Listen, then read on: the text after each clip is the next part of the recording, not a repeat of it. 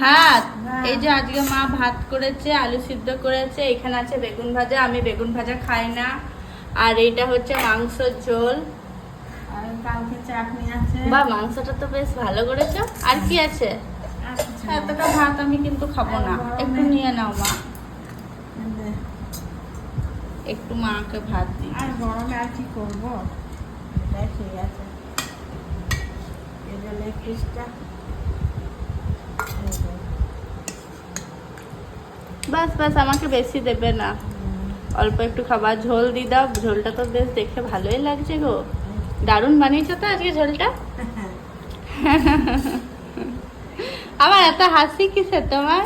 ঝোলটা বানাইছি ভালো বললি। ও, এটা কার রাখছো? এই যে বুড়া বাচ্চার জন্য রাখছি।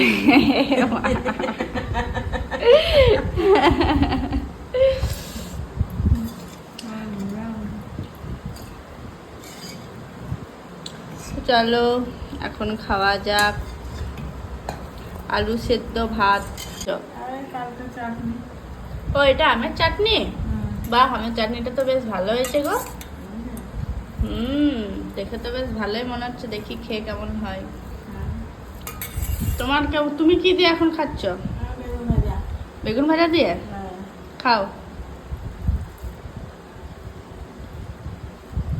ভালো লাগছে?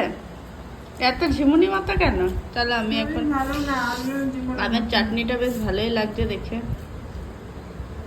আমার শরীর ভালো না বলে আমি ঝিমাচ্ছি। আজ পাতলা ঝোল হয়ে।